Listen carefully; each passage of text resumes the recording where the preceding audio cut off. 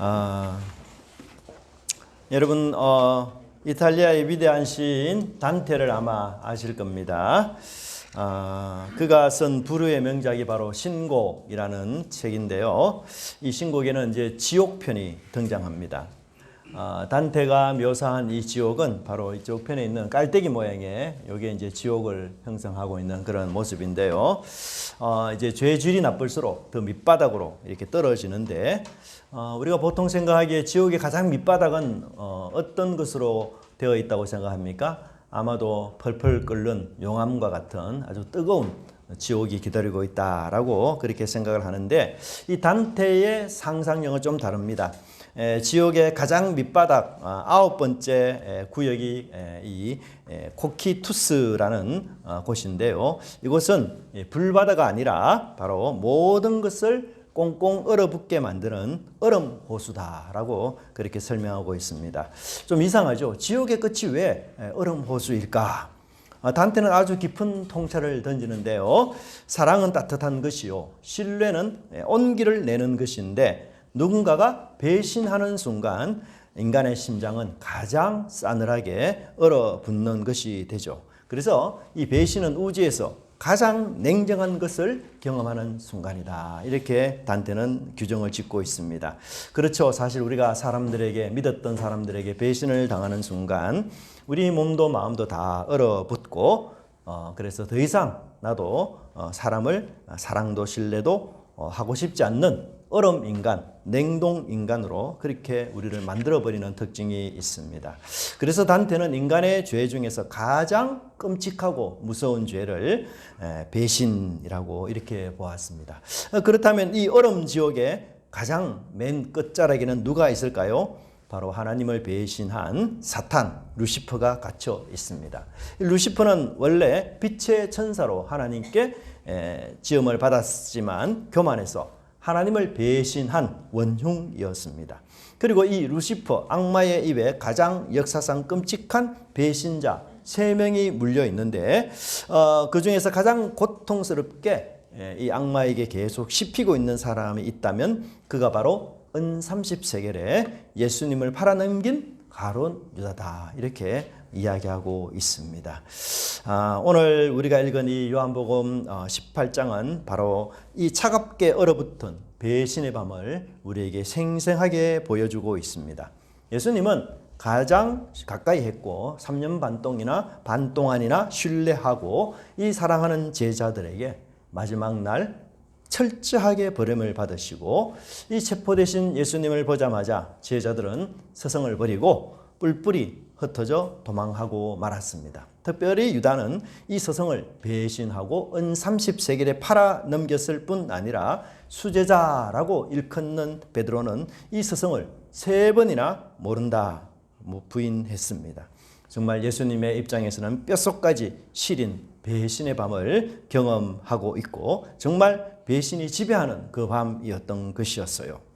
하나님을 배신한 사탄은 십자가의 밤에 또다시 가룟 유다의 배신과 함께 베드로의 부인을 통해서 하나님의 아들 예수님을 철저하게 배신하도록 깊은 어두움에 덫을 놓는 그런 모습들을 오늘 우리는 이 본문에서 보게 됩니다. 그러나 기독교의 복음은 결코 여기에서 끝나지 않습니다. 십자가의 복음은 세상을 이긴 복음이요, 배신을 이긴 복음입니다. 그래서 이 배신의 어두운 밤을 지나 차디찬 밤을 지나 회복의 빛나는 아침으로 우리 주님께서 우리를 인도하시고 우리 인생을 새롭게 창조하시는 놀라운 주님의 은혜를 우리가 맛보고 경험하는 이 시간이 되었으면 좋겠습니다. 배신의 밤을 이겨내고 세를 행하시고 나타내신 그 예수님의 회복의 은혜가 저와 여러분의 삶 속에 가득가득 넘치기를 간절히 바랍니다. 우선 가룟 유다의 배신을 한번 살펴보겠습니다. 요한복음 18장 3절 이하를 보면 예수님이 겟셋마네 동산에서 체포되시는데요. 사실 겟셋마네 동산은 예수님께서 아주 사적으로 찾아와서 기도하시던 이런 장소였습니다. 그래서 일반인에게는 예수님이 어디에서 기도하는지를 잘 모르는 그런 장소이고 아무나 알 수 있는 곳이 아니에요. 사실 제자들만 알 수 있는 이런 예수님의 기도 공간이었습니다. 근데 이 장소를 아는 가룟 유다가 바로 로마의 군대와 제사장의 하속들을 이끌고 앞장서서 나타나 예수님을 배신하는 그런 장면들이 나오고 있습니다. 88장 5절에 보니까 대답하되 나사렛 예수라 하거늘 이르시되 내가 그니라 하시니라. 그를 파는 유다도 그들과 함께 섰더라. 예수님을 잘 모르니 외부 사람들은 내부인 중 유다가 내가 예수님을 배반하고 팔겠다라고 제안을 했고, 그래서 이 유다는 로마 군병과 또한 여러 많은 대제사장의 하속들을 이끌고, 특별히 여기 로마 군병들에 대한 표시가 한 300명 내지 600명의 군사들을 뜻하는 단어를 여기서 쓰고 있습니다. 그래서 꽤 많은 로마의 병사들이 왔었고 대제사장의 부하들까지도 와서 이 유다의 지휘 아래 예수님을 배반하고 파는 그 장면이 나오고 있습니다. 여러분, 가룟 유다의 배신은 정말 충격적인 일이 아니겠습니까? 하지만 결코 충동적인 사고는 아니었어요. 어쩌다 일어나는 사고가 아니라 가룟 유다는 치밀하게 예수님을 배반할 계획을 품었던 사람이었고, 심지어 예수님도 이 가룟 유다가 나를 배신할 것을 이미 다 알고 계셨습니다. 시간을 조금만 더 거슬러 올라가 요한복음 13장을 보시면 그 최후 만찬 자리에서 예수님은 제자들의 발을 일일이 다 씻겨 주셨습니다. 그런데 예수님이 이때 누구의 발까지도 씻겨 주셨을까요? 바로 유다의 발이었습니다. 자신을 십자가에 못 박기 위해서 흥정하고 온 은 30세겔로 대제사장과 거래를 마친 돌아온 배신자의 발 앞에서는 선생님 하고 인사하고, 그리고 따스한 미소로 예수님을 맞이했지만 뒤에는 배신의 음모로 꾸미는 그 유다의 차디찬 발, 그 발까지도 예수님은 친히 무릎을 꿇고 따뜻한 손으로 어루만지시고 닦아주셨습니다. 지극한 사랑이 아니고서는 무엇이라 할 수 있겠습니까? 예수님의 이런 행동은 결국 뭘 뜻합니까? 유다야, 너는 남이 아니다.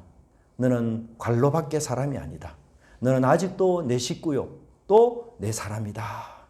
그래서 유다야, 제발 돌아오너라. 지금이라도 늦지 않았으니 돌아오너라 라고 예수님이 무언의 행동으로 그를 따뜻하게 맞이해 주셨습니다.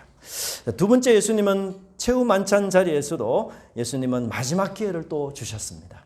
그에게 떡을 한 조각을 적셔서 주었던 그런 상황이었는데요. 주님은 떡을 소스에 이렇게 적셔서 유다의 입에 넣어 주셨습니다.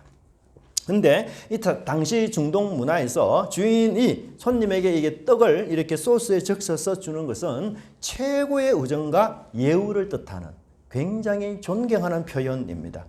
주인이 보기에 가장 귀한 손님에게 하는 행위가 바로 떡을 적셔서 소스에 적셔서 주는 그 행위였어요. 예수님의 이런 행동은 뭘 뜻하고 있습니까? 유다야, 너는 나를 팔려고 하지만 나는 아직도 너를 나의 가장 귀한 친구로 대하고 있다. 제발 돌이켜라. 아직도 늦지 않았다. 라고 호소하시는 주님의 애절 어린 그런 손길이었던 것입니다. 하지만 유다는 그 존경의 떡, 사랑의 떡을 삼키고서도 회개하지 않았고, 결국은 그 떡을 받은 후에 사단이 그 속에 들어가므로 그는 사단과 이제 짝하는 사람이 되고 말았습니다. 죄가 그를 지배하고 사단이 쳐놓은 덫을 마치 자기 옷처럼 입으면서 죄를 합리화하고 결국은 그 죄를 실행하는 사단의 종이 되고 말았던 것이었습니다. 요한복음 13장 30절에서는 이 베드로의 행동을 아주 하나의 간단한 문장으로 표현하고 있는데, 그렇지만 굉장히 무서운 표현이 이 속에 들어가 있습니다. 같이 한번 읽어볼까요? 시작. 유다가 그 조각을 받고 곧 나가니 밤이더라. 이것은 단순히 해가 져서 물리적인 밤이 되었다라는 날씨 정보를 우리에게 알려주는 것이 아닙니다. 빛이 친 예수님을 등지고 간 그 인생, 이제 유다의 영혼에는 빛이 한 줄기도 없는 절대적인 어두움, 캄캄한 영적인 밤, 사단의 온전한 지배 아래서 자신의 의지대로 살 수 없는 그런 캄캄한 이 영적인 밤으로 그가 친히 걸어 들어갔다. 그의 인생의 운명을 말해주는 한 줄기 말씀입니다. 그런데 우리는 여기서 합리적인 질문을 한번 해볼 수 있습니다. 예수님은 전지전능하신 분인데 왜 굳이 자기를 배신할 제자를 예수님이 뽑으실까? 아니, 배신할 것을 아셨다면 미리 막으시거나 혹은 그를 예수님의 공동체에서 내쫓으시면 되지 않겠습니까? 그런데 하나님의 아들이라고 하시는 분이 아니 당신의 제자에게 이렇게 배신을 당한다는 사실, 이것은 추종자들과 제자들에게도 큰 충격이 되었을 것입니다. 아니 당신의 제자도 설득하지 못하는 분이 어떻게 이 세상을 구원할 수 있는가 라고 생각할 수 있기 때문입니다. 현대의 경영학적 관점이나 조직 관리 차원에서 본다면 아니 예수님이 가룟 유다에게 재정을 맡긴 것, 이건 예수님의 엄청난 인사 정책의 실패입니다. 그런데 예수님은 그전 우리와의 생각이 달랐어요. 예수님은 유다가 배신할 것을 아면서도 그를 끝까지 품으신 장면이 나오고 있습니다. 여러분, 사실 우리가 만약에 예수님이라면 야, 저놈은 분명히 나를 배신할 거다, 그걸 아는 사람이라면 함께 지내려고 할까요? 아니면 쫓아내려고 할까요? 대부분의 사람은 쫓아냅니다. 그렇지 않습니까? 저놈 분명히 나를 배신한다, 그걸 알면서도 끝까지 끌어안는 사람이 세상 어디 있겠습니까? 그걸 알면은 다 쫓아내고 제외시키고 그렇게 하지 않겠어요? 우리가 예수님이라면 그런 가룟 유다 같은 사람들을 끝까지 품을 수 있을까요? 절대로 그렇지 않습니다. 그는 이미 공동까지도 횡령한 사람이었어요. 그래서 이 가룟 유다가 상당히 많은 악한 짓을 저질렀던 사람이었습니다. 그는 아예 자격 미달인 그런 사람이었죠. 그런데도 예수님은 그를 끝까지 품으시고 심지어 그의 발까지도 씻어 주셨습니다. 왜요? 예수님은 마지막 순간까지도 이 유다에게 기회를 주고 싶어 했어요. 아니 이런 시도는 어쩌면 예수님이 배신의 칼을 맞을 수도 있습니다. 그렇지 않겠어요? 그런데도 예수님은 그 배신의 칼을 각오하면서까지 마지막까지도 유다가 돌이킬 수 있는 기회를 예수님이 주고 싶어 했던 것입니다. 즉 예수님은 마지막 순간까지 자신이 아니라 누구를? 유다를 생각하신 분이었던 것이었습니다. 여러분, 배신과 악에 대한 예수님의 통치 방법이 무엇입니까? 그 악을 강제로 제거하기보다도 그 악조차 선으로 바꾸어 버리는 거대한 사랑을 선택하셨던 것입니다. 그래서 악과 배신을 예수님은 과감히 자신의 품에 품으셨어요. 그렇게 품었기에 그 악에 찔리고 그 배신으로 예수님은 십자가를 지는 길을 가게 되었던 것입니다. 그렇지만 모든 것을 사랑으로 품으시고 끝내 십자가로 걸어가신 이 길만이 모든 인류를 구원하는 참된 평화의 길이라는 것을 예수님이 아셨기에 그 길을 주저하지 않고 가셨던 것입니다. 그래서 유다의 배신이라는 가장 더러운 도구가 오히려 인류 구원이라는 가장 거룩한 십자가의 완성을 돕는 역전으로 만들어버린 이런 하나님의 놀라운 창조적 통치가 바로 이 땅에 일어났던 것을 보게 됩니다. 여러분, 본문은 배신할 제자까지도 사랑으로 감싸는 예수님의 위대한 사랑의 승리를 여기서 강조하고 있습니다. 여러분, 유다에게는 예수님이 어떤 분이었을까요? 나의 야망을 이루어줄 도구, 내가 원하는 정치적 해방, 내가 원하는 권력을 주는 예수님, 그렇게 이해를 했던 것이었습니다. 오늘 우리 장로님이 기도했던 것처럼 그래서 내 뜻대로 움직여주지 않는 하나님 필요 없어. 그래서 그는 그 생명의 떡을 뱉어내고 어둠의 밤으로 자기의 출세와 안위를 위하여 과감하게 걸어갔던 것이었습니다. 우리는 유다를 아주 쉽게 욕을 합니다. 아니 어떻게 스승을 팔아먹을 수 있지? 그렇지만 우리 안에도 유다가 살고 있는 것을 때로 느끼지 않습니까? 사업이 내 뜻대로 풀리지 않을 때 우리는 하나님을 원망하기도 합니다. 내 기도가 응답되지 않았다고 예배의 자리를 떠나버리는 일들도 있지 않습니까? 예수님을 나의 성공과 부귀 영화를 위한 요술 램프처럼 여긴다면 우리 역시 가룟 유다의 가족과 다를 바 없는 사람일 것입니다. 주님은 오늘 또 우리에게 은혜의 떡, 회개의 떡, 말씀의 떡을 주십니다. 우리에게 수없이 회개의 기회를 주십니다. 은혜를 등지고 차가운 배신의 밤으로 걸어가는 그 어리석음을 우리는 당장 멈추시기를 바랍니다. 여러분, 배신은 하나님의 사랑이 부족해서 일어나는 게 절대 아니에요. 예수님은 이 가룟 유다에게 최고의 마지막까지 기회를 주지 않았습니까? 그것이 하나님의 사랑이 아니고 예수님의 사랑이 아니고 뭐겠습니까? 배신은 하나님의 사랑이 부족했구나. 하나님이 나를 사랑하지 않아서 그렇구나. 절대 아닙니다. 이기적인 자신의 욕망을 버리지 못하고 끝내 주님의 은혜를 거부했기에 찾아오는 영적 파산이 바로 배신이라는 것을 우리는 보게 됩니다. 여러분, 어두움 속으로 도망하지 마십시오. 유다가 간 길로 가지 마시기를 간절히 바랍니다. 빛이신 우리 주님 앞에서 우리의 모든 더러운 욕망들, 잘못된 욕망들 다 남김없이 쏟아내시기 바랍니다. 그러면 우리를 덮고 있던 이 캄캄한 밤, 깊은 밤, 혼란의 밤, 혼돈의 밤은 물러가고 우리 부활의 생명의 빛이신 주님께서 우리의 삶을, 우리의 영혼을 깨끗하게 단장해 주실 것입니다. 여러분, 이 세상을 이기는 유일한 힘은 빛이신 예수님 안에 머무는 것입니다. 오늘 하루도 이 밤의 유혹 단호히 뿌리치고 우리 생명 되신 주님의 손을 굳게 잡는 저와 여러분의 삶이 되기를 간절히 바랍니다. 두 번째는 우리 베드로의 3번 부인을 한번 살펴보도록 하겠습니다. 오늘 본문 읽었던 이 누가복음 18장은 치밀하게 베드로의 추락 과정을 우리에게 상세하게 보도하고 있습니다.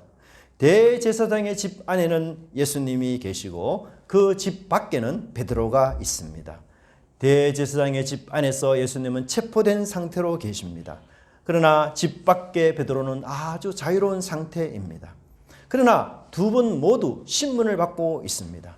그러나 예수님은 신문을 받으면서 뺨을 맞으셨지만 자유로운 베드로는 신문을 받았지만 육체적인 해는 전혀 가하지 않았습니다. 그렇지만 그는 비겁하게 예수님을 3번이나 부인하는 제자가 되고 말았습니다. 예수님은 결박당한 채 대제사장 안나스의 집으로 끌려가셨는데 베드로는 이때 예수님을 멀찍이 따라갔다고 누가복음에서 말씀하고 있습니다. 여러분, 멀찍이라는 말은 무슨 뜻입니까? 예수님과 거리를 두고 싶어하는 표현 아니겠습니까? 여러분, 베드로는 예수님의 수제자였어요. 그는 예수님께 다음과 같은 충성 맹세를 했습니다. 주여, 내가 주와 함께 오게도 죽는데도 가기를 각오하였나이다. 몇 시간 전에 했던 맹세였습니다. 그런데 그 맹세가 지금은 어떻게 되었습니까? 신문의 장소로 예수님과 함께 가기는커녕 멀찍이 따라가고 있습니다. 베드로는 제자들 앞에서 나는 이런 삶을 살 거야 라고 그렇게 굳게 각오했지 않습니까? 그러나 그가 실제로 위협과 두려움의 상황 속에서는 그 맹세가 공허하게 흑공으로 다 흩어지고 말았습니다. 아마도 예수님을 완전히 배신할 수는 없지만 그렇지만 가까이 함께하기도 너무 위험하고 너무 무서워서 못내 죄송하고 미안한 마음으로 예수님을 멀찍이 그렇게 따라갔던 것 같습니다. 그런데 여러분, 우리도 베드로처럼 예수님을 멀찍이 따라갑니다.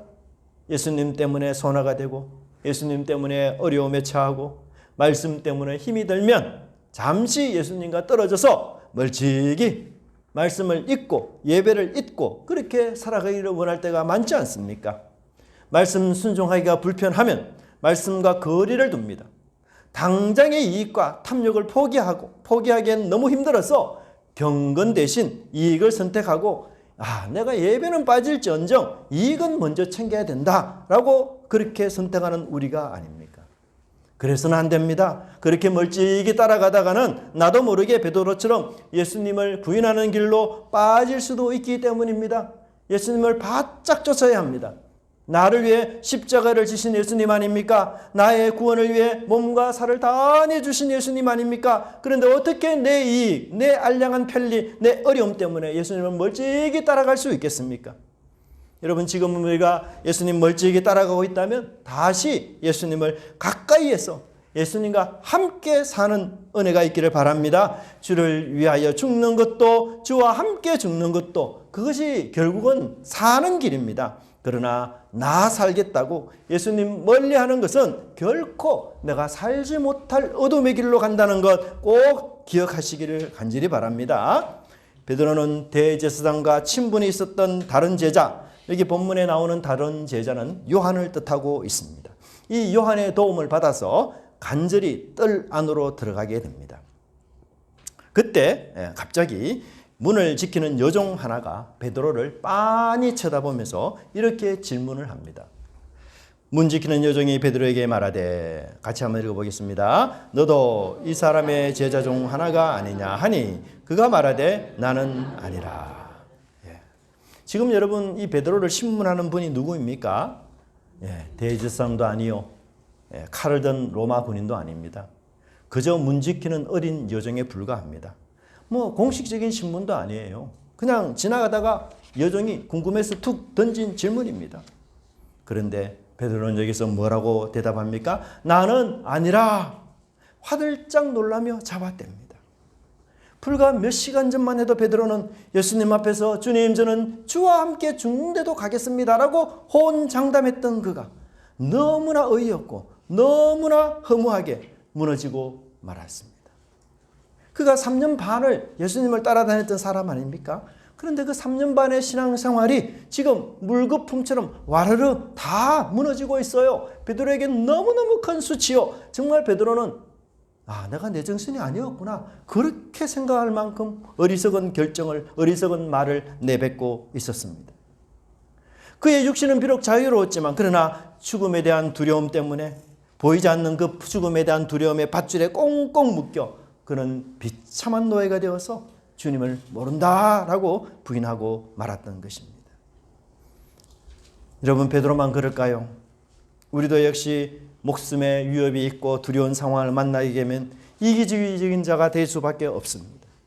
나 살겠다고 예수님을 모른 채하고 부인하고, 그래서 내가 교회는 아니다, 교회 다닌 적 없다, 이렇게 말할 수도 있습니다. 여러분, 첫 단추를 잘못 끼운 베드로는 이제 불안해합니다. 그리고 이 6월절의 밤은 굉장히 좀 추운 밤이었어요. 그래서 대제사장 종들과 경비병들이 뜰 한쪽 가운데 숯불을 피워놓고 그 숯불을 서로 불을 쬐고 있었습니다.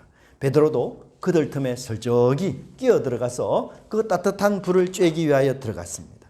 이게 날씨가 추워서 그 숯불을 쬐는 것도 있지만, 또 한편으로는 베드로가 이제 들킨 자신의 신분을 어떻게 하든지 감추기 위해서 무리 속으로, 군중 속으로, 많은 사람 속으로 슬쩍이 슬그머니 그렇게 숨어 들어간 것이었습니다.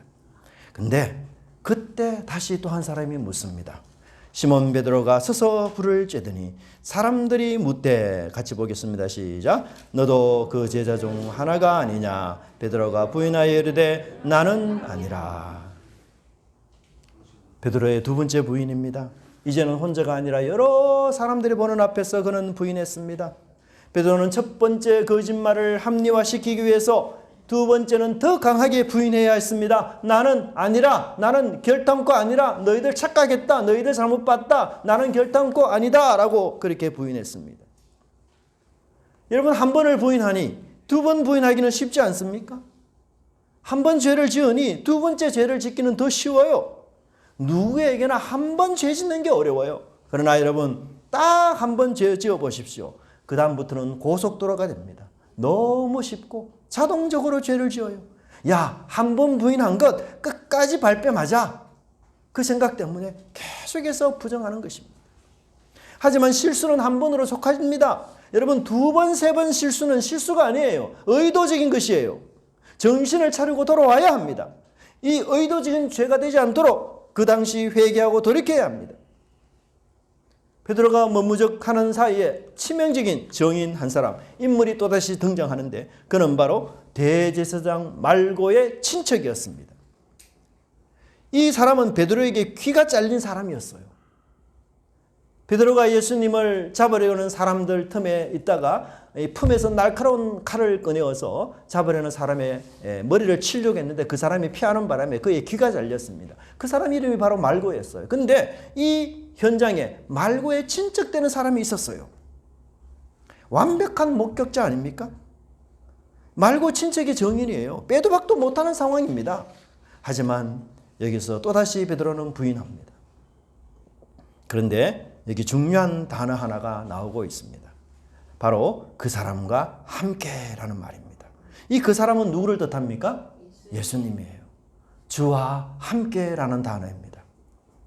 주와 함께라는 이 말은 조금 전에 베드로가 단호한 각오로 그의 입술로부터 나왔던 맹세의 단어였어요. 베드로는 좀 전에 나는 주와 함께 죽겠습니다.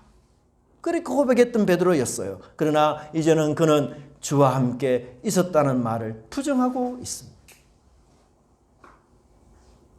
베드로가 왜 이 순간 깨어있지 못했을까요? 왜 담대하지 못했을까요? 그것은 바로 겟세마네 기도의 실패 때문이었습니다. 여러분, 인간의 결심과 결단이 아무리 크고 단단하다 할지라도 기도 없이 우리는 세상의 유혹을 결코 이길 수 없습니다. 기도 없이 인간이 가진 이 원초적인 두려움과 공포를 절대로 극복할 수가 없습니다. 기도가 뒷받침되지 않는 헌신은 헌신짝처럼 아무 쓸모 없어지는 경우가 너무 많습니다. 여러분, 우리는 기도해야 됩니다. 시험이 오기 전에 기도하는 자들은 시험을 극복하고 이길 수 있지만 기도하지 않는 채 시험의 때를 지나려 한다면 우리는 넘어질 뿐입니다. 여러분, 넘어지는 내가 싫지 않습니까? 넘어지는 내가 주님 앞에 부끄럽다고 여겨지지 않습니까? 야, 내가 왜 이렇게 살까? 나는 더 이상 이렇게 살아서는 안 돼! 라고 그런 결심들이 여러분 속에 있다면 다시 주님을 찾고 다시 늘 깨어 주님을 향하여 기도하고 부르짖는 저와 여러분이 되기를 간절히 바랍니다. 여러분, 이 세 번의 부인이 끝나는 바로 그 순간 닭이 울었어요. 베드로가 한 번 무너지면서 두 번, 세 번 무너지는 이 과정을 한번 보십시오. 부인의 강도가 점점 세집니다. 처음에는 한 여종 앞에서 당황해서 부인했습니다. 얼떨결에. 그러나 이제는 두 번째는 여러 사람이, 많은 사람이 보는 앞에서 더 강한 의조로 부인하기 시작했습니다. 그리고 마지막 세 번째는 목격자가 있음에도 불구하고 그는 그 목격자 앞에서 뻔뻔하게 부인을 했어요. 여러분, 이것이 바로 죄의 속성입니다. 죄는 내리막길과 같습니다. 한번 미끄러지기 시작하면 브레이크를 잡을 수가 없어요. 그 다음부터는 가속도가 붙어서 미끄러지는 일은 너무너무 쉽게 되어집니다. 또한 죄는 정폭됩니다. 작은 죄는 반드시 더 큰 죄로 연결이 됩니다. 작은 죄로 양심이 마비된 사람들은 더 큰 죄에도 전혀 부끄러움이 없는 사람이 되어버립니다. 베드로는 그렇게 죄의 가속도에 휩쓸렸어. 적들이 피워놓은 그 숯불 안에서 그의 영혼은 단테의 지옥처럼 차갑게 얼어붙고 있었던 것이었습니다. 하지만 예수님은 어떤 분이십니까? 베드로가 이렇게 비겁하고 무너지고 있는 그 상황에서 신문 받으신 예수님은 뺨을 맞으면서도 당당하게 말씀하신 분인 것을 보게 됩니다. 그래서 오늘 본문은 대제사장 뜰 안에서 당당하신 예수님과 대제사장의 뜰 바깥에서 배신하고 부인하는 비겁한 베드로를 연결시켜서 대조하여 우리에게 보여주고 있습니다. 대제사장 안에 계신 예수님은 결박을 당한 채 외로운 상황이었고, 그러나 대제사장의 가르침에 예수님은 하나도 빠짐없이 당당하게 대답하신 것을 보게 됩니다. 베드로는 여러분 결박당하지도 않았고 뺨을 맞지도 않았는데도 여종 앞에서 벌벌 떠며 예수님은 모른다고 부인했습니다. 그러나 예수님은 결박당한 채 뺨을 맞으면서도, 그리고 최고의 권력자인 대제사장 앞에서도 조금의 비굴함도 없이 당당하게 진리를 선포하고 있었던 것이었습니다. 여러분, 베드로는 숯불의 열기로 그의 육신은 잠시 따뜻함을 느꼈을지 모릅니다. 하지만 예수님을 세 번 부인한 그 영혼은 지옥의 가장 밑바닥까지 내려가고 있었습니다. 차갑고 비참하게 꽁꽁 얼어붙고 말았습니다. 몸을 데우려 하다가 영혼을 얼려버린 가장 뼈아픈 역설의 주인공이 바로 베드로였습니다. 여러분, 오늘 우리는 어디에서 불을 쬐고 있습니까? 세상 사람들과 섞여서 그들이 주는 얄팍한 이익과 칭찬이라는 숯불에 우리의 손을 녹이고 있지는 않습니까? 세상이 피워놓은 이 숯불, 타협과 안락함에 우리 몸을 녹이게 되면 우리 영혼은 얼어붙게 됩니다. 직장에서 불의의 관행에 대해서, 또 예수님 믿는 사람이라 하면 행여 불이익을 당할까 봐 이 세상의 따뜻한 숯불 앞에서 결국은 모두가 예수님을 모른다라고 부인하게 되어 있는 것입니다. 여러분, 세상에 주는 이 편안함 속지 마시기 바랍니다. 육신은 좀 춥더라도, 세상에서 왕따를 당하더라도 여러분 십자가의 진리편에 굳게 서시기를 간절히 바랍니다. 모든 사람이 다 떠날지라도 바로 옆에 여러분이 끝까지 지키고 계신 예수님을 우리가 끝까지 붙드시는 저와 여러분이 되길 바랍니다. 비록 뺨을 맞으셨지만 진리를 선포하셨던 그 예수님의 사자와 같은 담대함, 그 당당함을 여러분도 함께 누리시고 또 그런 인생을 사는 그런 귀한 은혜가 있기를 간절히 바랍니다. 마지막 세 번째로는 바로 예수님의 회복의 밤을 이야기하고 회복의 아침을 이야기하고 있습니다. 여러분, 베드로는 철저하게 실패했어요. 통곡하며 울었지만 과거는 돌이킬 수가 없어요. 그는 정말 돌이킬 수 없는 강을 건너고 말았습니다. 그는 모든 것을 자포자기했습니다.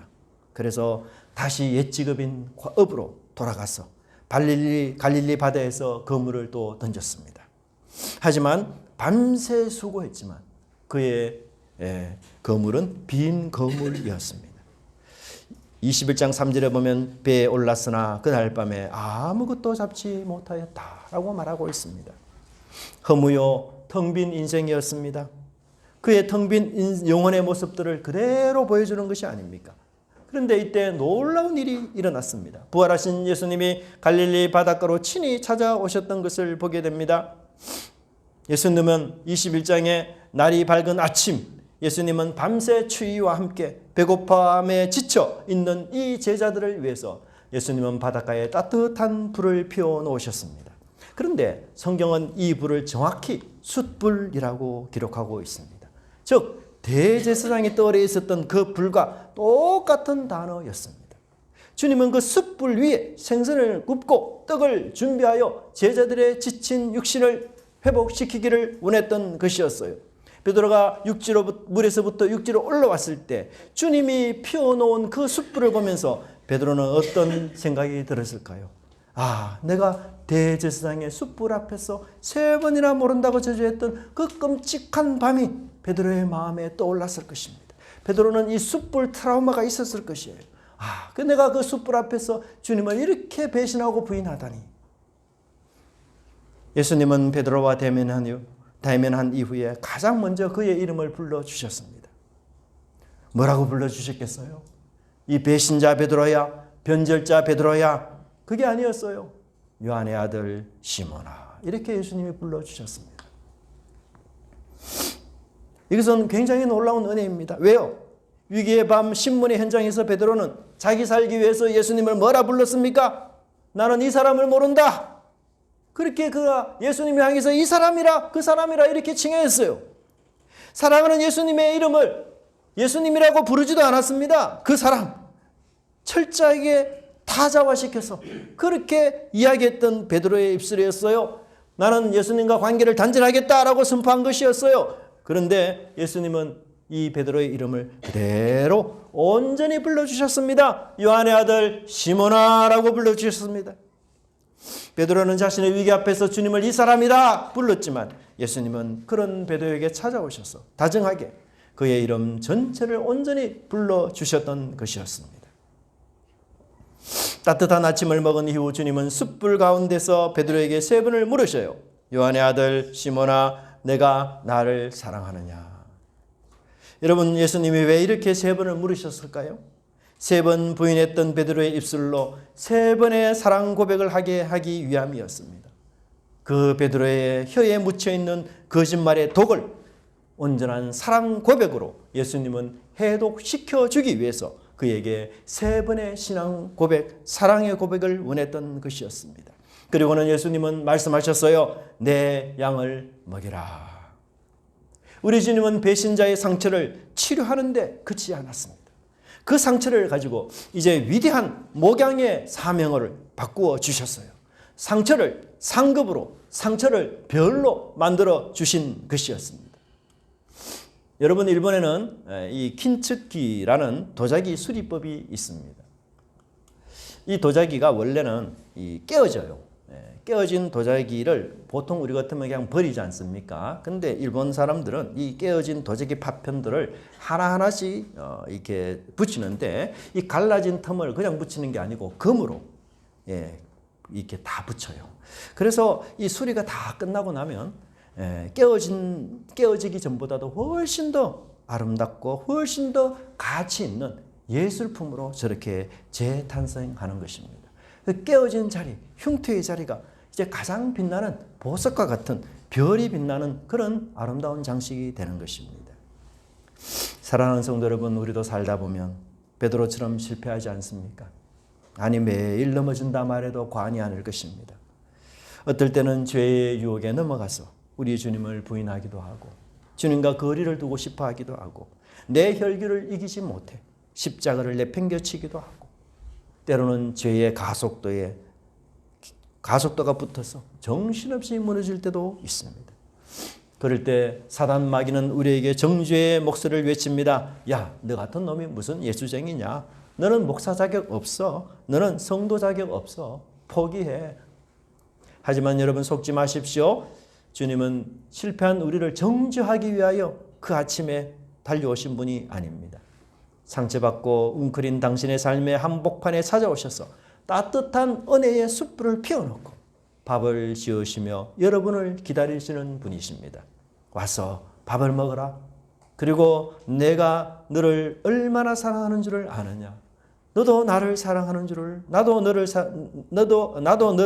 나를 사랑하는 줄을 안다. 과거의 실패는 다시 묻지 않겠다. 일어나 다시 내 양을 먹이라. 여러분 당신의 실패와 죄악을 이 은혜의 숯불 앞에 다 내어놓기를 바랍니다. 자책과 절망의 감옥에서 나오시기를 바랍니다. 우리 주님의 사랑은 우리 모두의 배신을 덮고도 남을 만큼 크고 위대한 사랑이십니다. 실패의 자리에서 다시 일어나 우리 주님이 주시는 새로운 사명의 길로 담대히 걸어가시는 저와 여러분이 되기를 바랍니다. 여러분 지금 여기 어디에 여러분들은 어디에 서 있습니까?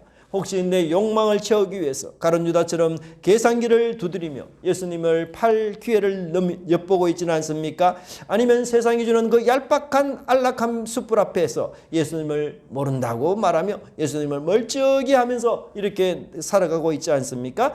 이제 그 차가운 배신의 밤에서 벗어나시기를 바랍니다.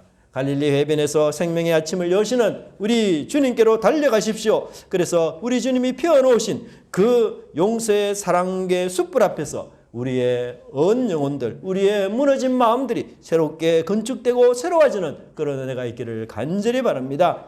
주님, 제가 비록 수없이 실패하고 미끄러졌지만 그래도 제가 주님을 사랑합니다.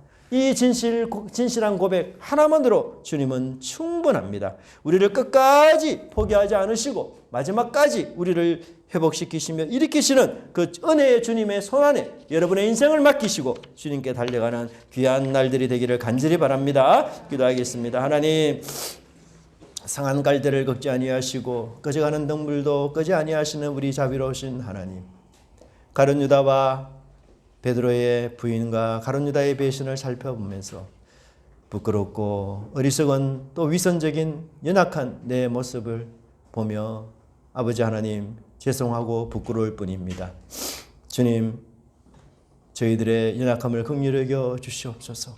세상이 주는 그 안락한 숯불에 우리의 영혼 빼앗기지 않도록 하여 주시옵소서. 내 얄팍한 자존심을 십자가에서 완전히 죽게 하여 주시옵소서. 결박을 당하셨지고 또 뺨을 맞으시면서도 진리를 선포하신 우리 주님의 그 당당함, 주님 우리에게도 허락하여 주시옵소서. 실패하여 엎드려 있는 우리의 삶의 바닷가에 주님 찾아오셔서 은혜의 숯불을 피워 밥을 먹이시는 그 주님의 맹렬하신 사랑, 포기할 수 없는 우리 주님의 사랑 감격하며 저희들이 주님 앞에 나가게 하여 주시옵소서. 하나님, 이제는 어제의 죄책감에 더 이상 머물지 않고 다시 일어나 하나님 우리의 흉터를, 우리의 상처를, 우리의 죄악을 별빛 같은 사명으로 바꿔주시는 우리 주님의 능한 손을 붙잡고 저희들이 담대하게 걸어가는 믿음의 용장들 다 될 수 있도록 함께하여 주시옵소서. 감사드리고 예수님 이름으로 기도드리옵나이다. 아멘. 네, 찬송가 264장